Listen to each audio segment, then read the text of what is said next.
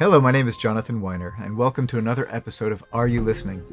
Today I'm going to spend some time talking about EQ, setting the table for how I think about EQ in the context of mastering, and giving you a demonstration of EQing a track and at least some of the initial stages of the thinking process and how I might navigate the task. Thus far, we've talked about compression and limiting and EQ, and those are the three sort of major food groups, if you will, the major tools in the toolkit of the mastering engineer. We have lots and lots of other tools that we might use. We might use exciters, we might use reverb, we might use imaging tools, all kinds of things.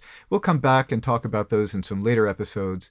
But I think it's really important to stick with the basic tools first, in part because those are the things that we spend most of our time working with. When you get into some of the other tools that are maybe secondary in terms of how often we might reach to them, they all come with their own artifacts, they all come with trade-offs, they are tools that we don't use as often, and so why not start with the basic stuff? To that end, I thought I would also give you some perspective about how I think about what tools I reach for when I am mastering. So I encourage you, when you are thinking about mastering a track or learning how to master a track, to not be distracted by all the bells and whistles that a lot of our modern tools offer. We have lots of tools that you can deploy in a mid-side mode, multi-band mode, parallel processing. There are a lot of kind of fancier modes, if you will. And sometimes those modes are really helpful and necessary and important and are the best way to achieve a certain result. But most of the time, it's really just reaching for EQ, compression if needed, limiting if needed. That is the stock and trade of mastering.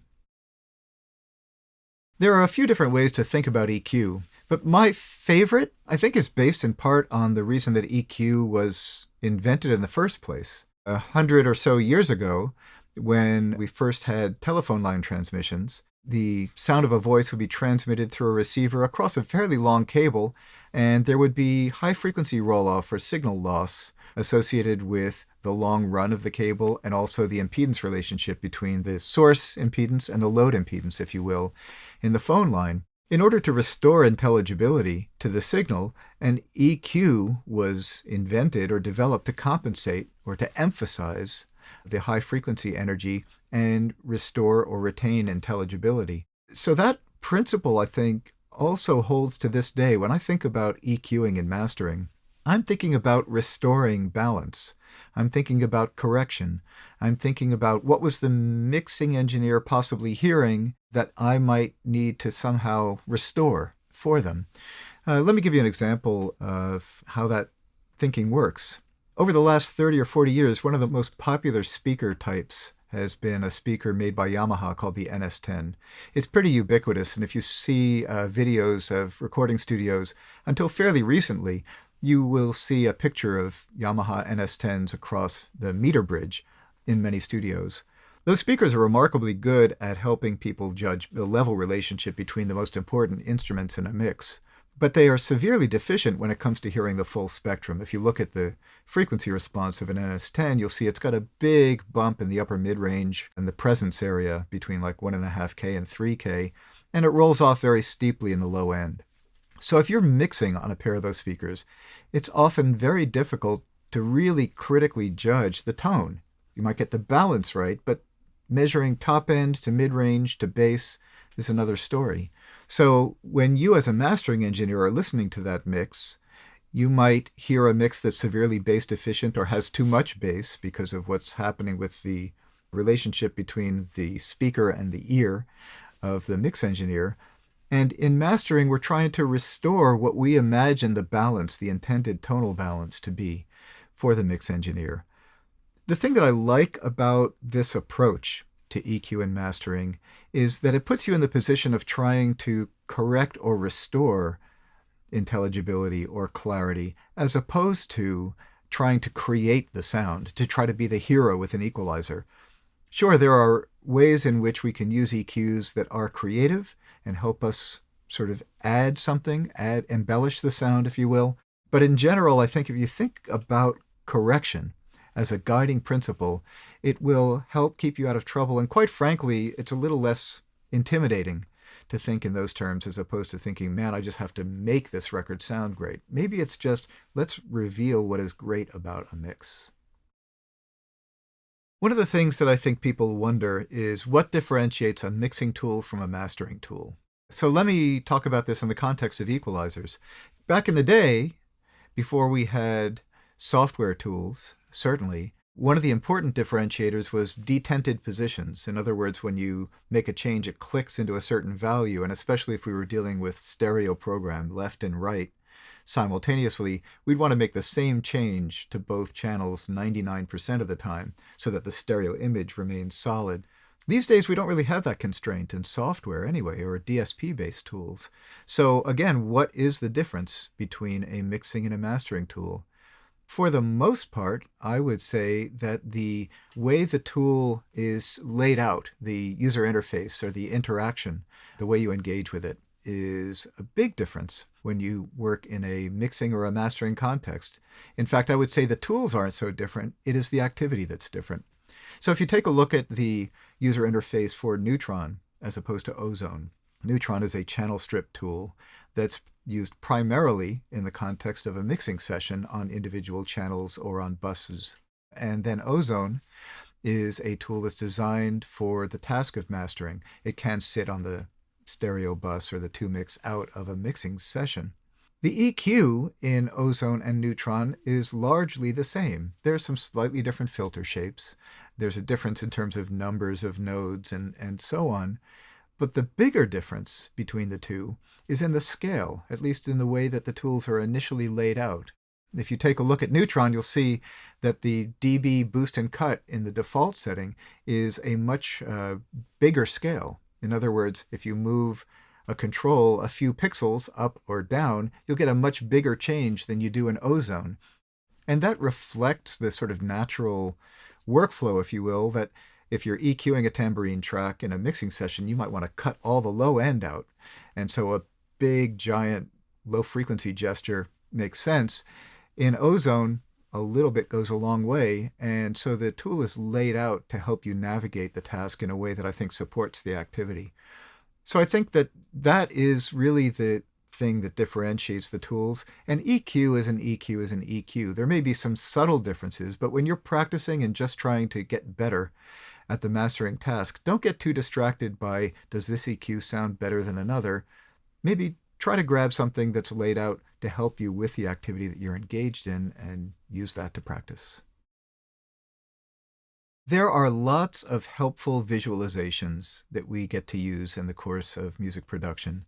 I want to call something out, which I believe in very strongly. You may hear people talk about trusting your ears, trusting your instincts, develop your ears.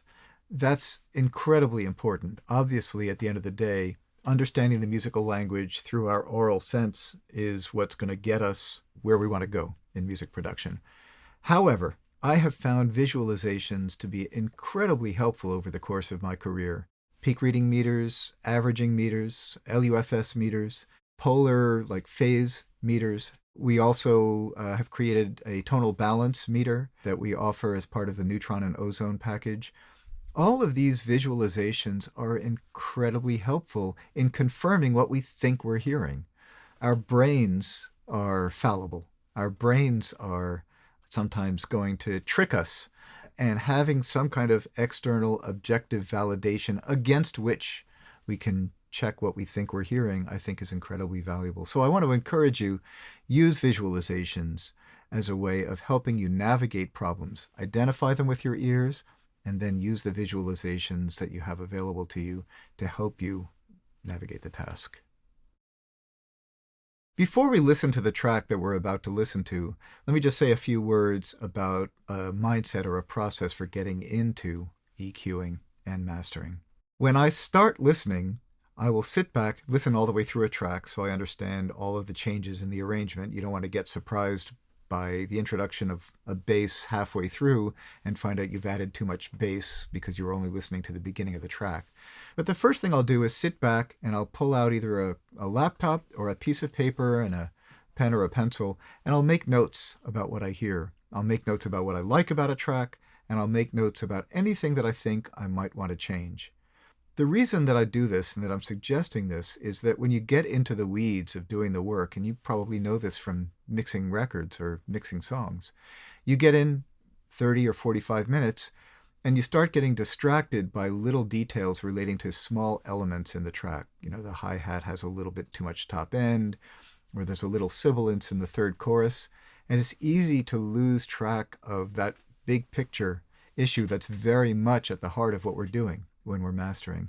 So by making those notes up front, it creates kind of an agenda or a touchstone for me. I can always glance at it or look at it when I'm 80% of the way through and say, oh, I wanted to add some more top end or make the thing have a little bit more push in the bottom.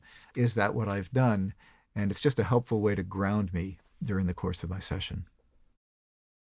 There are a lot of different ways of approaching EQing tracks, but in general, I think of it as in two different ways.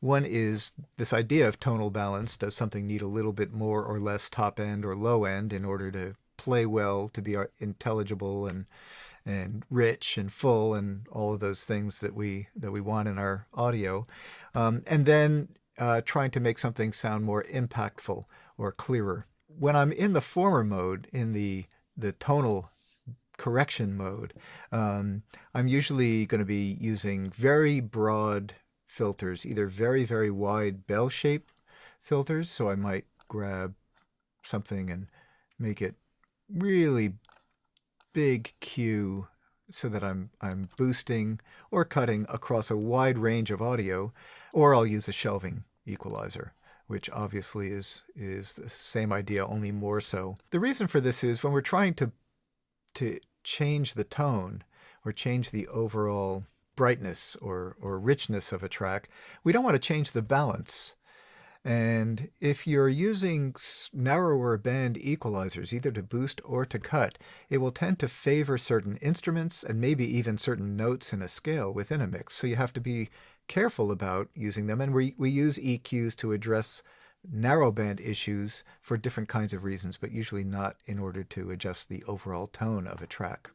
When I sit down to first think about doing the work after I've set the level, I will sit back, I'll get a laptop or a piece of paper and a pen or a pencil, and I'll listen all the way through a track, and I will write notes before I do anything and just make observations about what I hear, what I like about a track, and what I might want to change. The reason that I do that is that after working on a track for half an hour or 45 minutes, you can start to get into the weeds of the little details about things and lose sight of the big picture. So it's a helpful discipline to always have that initial impression and those notes to refer to.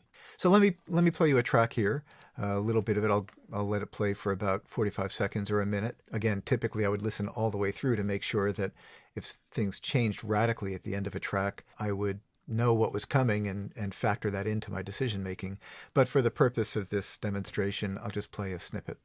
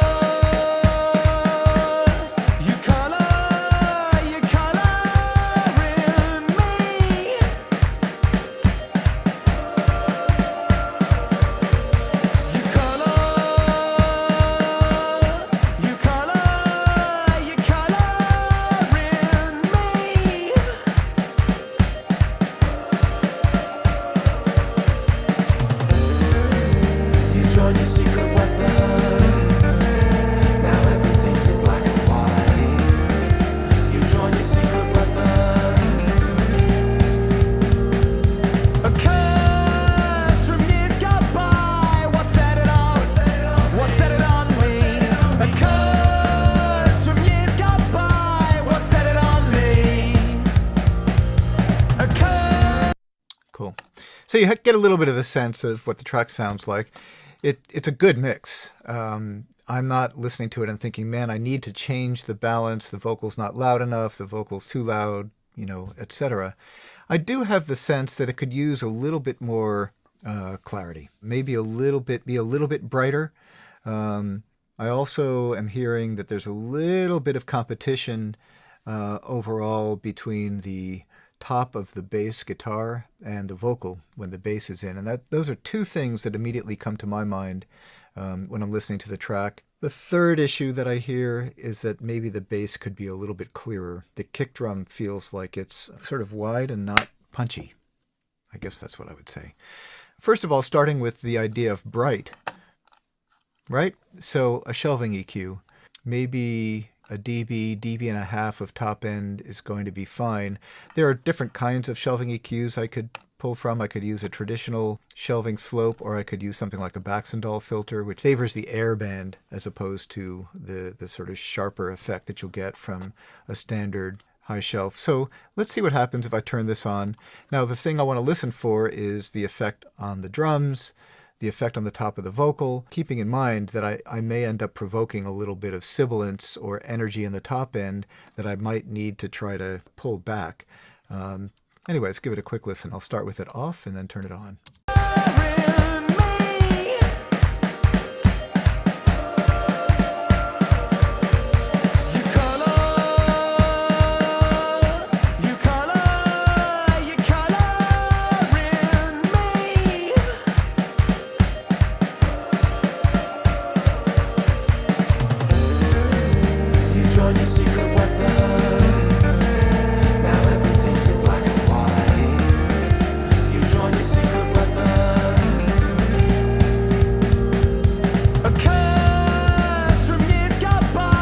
So I think you can hear a pretty clear difference, even with just a dB and a half of top end added there, that it's lifting the air. We get a little bit of the hi-hat coming forward. As I mentioned, I might want to pull down a narrow band to keep that in check, or maybe using a de-esser, but I'll come back to that later. Right now I'm just concerned with a general sense of tone.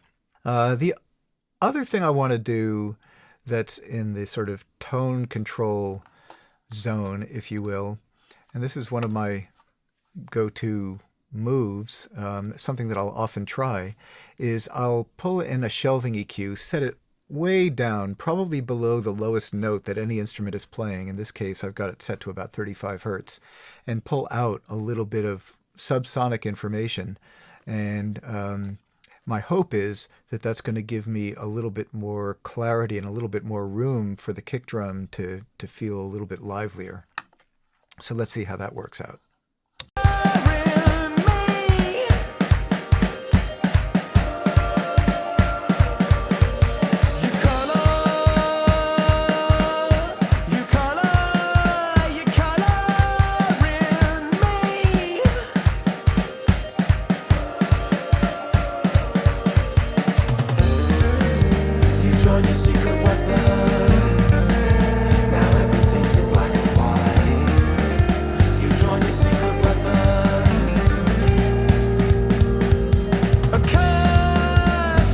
For this track, it works extremely well. When I pull out some of that energy, the bass actually sounds better and richer, the bass instrument, and the kick drum sounds freer and clearer and punchier to me. So that's something I encourage you to experiment with. As I mentioned, I'm not a big fan of high-pass filters because they will not only take out some of that very deep information, but they also create a little bit of phase shift. Actually a significant amount of phase shift that will cause the punch of the track to be diminished. Let me give you an example of that. So I'm going to start again flat, and then I'll turn on the high pass filter.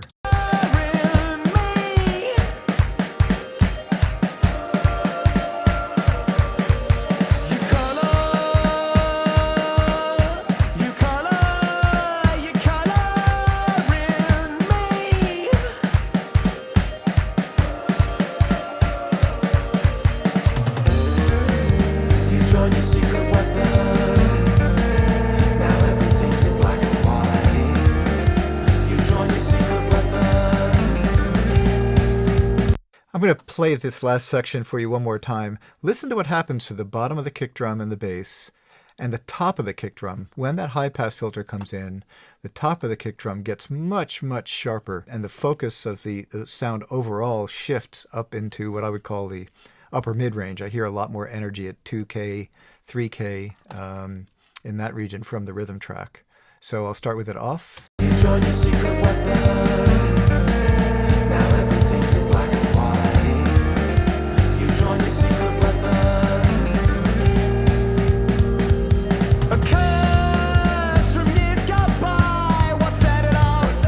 What set it on me? A curse. So it makes a big difference to my ear. When I say big difference, you're like, oh, I think I can hear something. But anyway, it takes a little while to sort of dial into some of these differences. That's why I'm trying to kind of give you some descriptive language to understand what it is that I'm hearing. But at any rate, the short of it is go for a shelving filter when you can, as opposed to a high pass. Every so often a high pass is just a thing, but more often than not, shelving is a better tool. So the last sort of general tonal issue that I want to address initially, at least experiment with this track, is to see if I can't get a little bit more low end down in the fundamental range of the bass. So when I say that, I'm usually thinking of somewhere in the neighborhood of 50 to 100 hertz. There are a couple of different ways of approaching that. I can use a shelf, and you'll see there's this complex relationship now between the high frequency, low frequency shelf boost that I might use and the low frequency shelf cut. So I might get a little bit more energy here from the low end of the bass. Let's see what that sounds like. You joined your secret weapon. Now everything's in black and white. You joined your secret weapon. A curse from years gone by. What set it off? It's a little heavy. There are things I like about the sense of richness that it gives, but it gives a little bit too much thump. So instead of using a shelf here, I'm going to go for a very, very broad peaking EQ, put the center frequency down around 60 hertz, and hopefully pick up a little bit less of that subsonic thumpy energy. I'll start with it off. You joined your secret weapon. Now everything's in black and white. You joined your secret weapon. So I like that a little bit better. It's only a half a dB at 60 hertz, but it helps to maintain the sense of fullness and weight in the track. So I'm going to keep that for now. At this point, I'm definitely going to do an A-B compared of all of the EQ changes that I've made. At every point, it's worth stopping, A-B comparing, and making sure that each change that you make actually makes things better. If it doesn't, stop, go back to the last one and reassess. How do you know when you're done with a track? Well, a simple way to think of it is, if you can't do anything else that makes things better, don't do anything. Just stop. So that's a really good litmus test. Anyway, let's do a quick A-B. I'll play from a little further back here so we can hear the difference that all these three different EQ moves makes all together.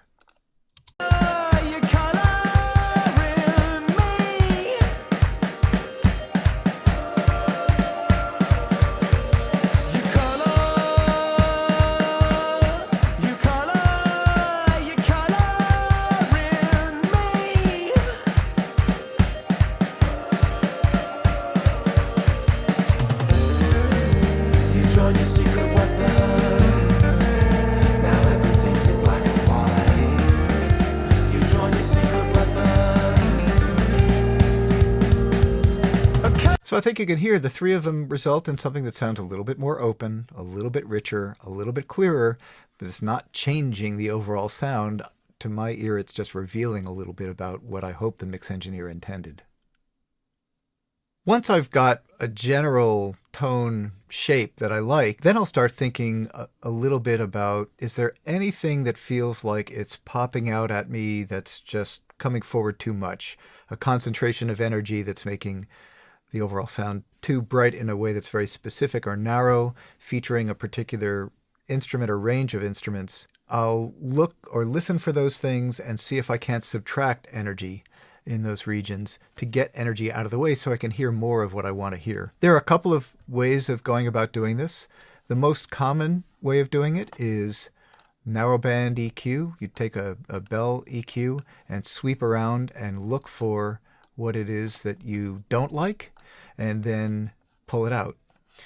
I think that's a little bit challenging for the following reason. If you create a narrow band and sweep around with it, you're probably not going to like anything that you hear because it's all out of proportion, right? So if I sweep around and I set this at 400 hertz, I'm going to say, wow, that's not good. I'll pull out 400 hertz, but it may be because of what I'm doing with the EQ. My preferred method is to do it in one of two ways.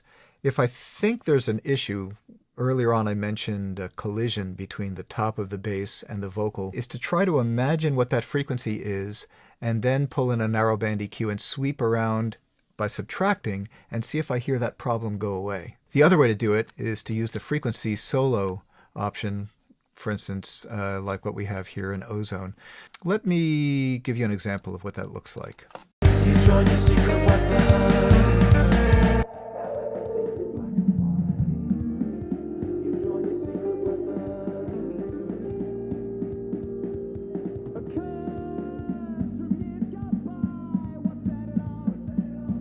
So I ended up at about 225 hertz and heard a place where there was this upper resonance in the bass that was interacting with the vocal that I didn't particularly enjoy. You join your secret weapon. Now everything's in black and white. You join your secret weapon. A curse from years gone by. What said it all?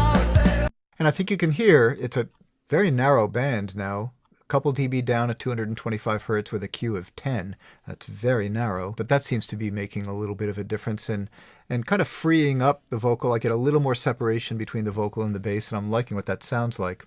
So when you're chasing energy you don't like, and this applies to mixing or mastering in a track, and you try to pull it out, you tend to want to pull out too much. Because if there's something you don't like that you're hearing, you think, well, let me just get rid of it. Of course, there's some collision there and there's too much energy in the interaction between the bass and the vocal here at 220 odd hertz. But also there's fullness from the snare drum. I mean, this is a mix. This is all of the instruments are intersecting here and there's a lot going on there. And if we pull out too much, we probably will end up realizing later that we've created an imbalance overall. So when you use subtractive EQ, let's say you decide, you want to pull out 4 dB of something in the spectrum, put half back. Instead of -4, go to -2. You can always come back and revisit that decision later, but usually that's a good trick to help keep you out of trouble in terms of creating that imbalance. I'm a firm believer that there are no secrets in the work of music production. A lot of people talk about the mystery of mastering, and I don't really believe in that. What I do believe is that it takes a lot of practice to get good at something. I've had, on multiple occasions, artists come to me and say, this is my first record. I've been working on my record for 3 weeks, and it doesn't sound like a charting hit. How come? Sometimes it's easy to think that because we have all of the tools and all of the technology at our disposal, that it's all going to happen right away. What I'm trying to say is don't be discouraged, but just understand that it takes time. Malcolm Gladwell laid out this 5 years or 10,000 hours. I'm not going to rely on any particular idea in terms of how much time you might need to spend to get good at something, but it does take time. And if you're among the few who have the luxury of practicing mastering over and over and over again every day over the course of weeks or years, you'll get good at it too. Thanks for watching Are You Listening? If you want to be notified about other episodes when they come out, subscribe to the YouTube channel and then you use the little bell icon. Feel free to go to the iZotope.com website. There are lots of educational materials there. There's the iZo sessions where you can download sound samples and experiment with them yourself. You can download a copy of Ozone, and I look forward to seeing you next time. Hope you find this useful.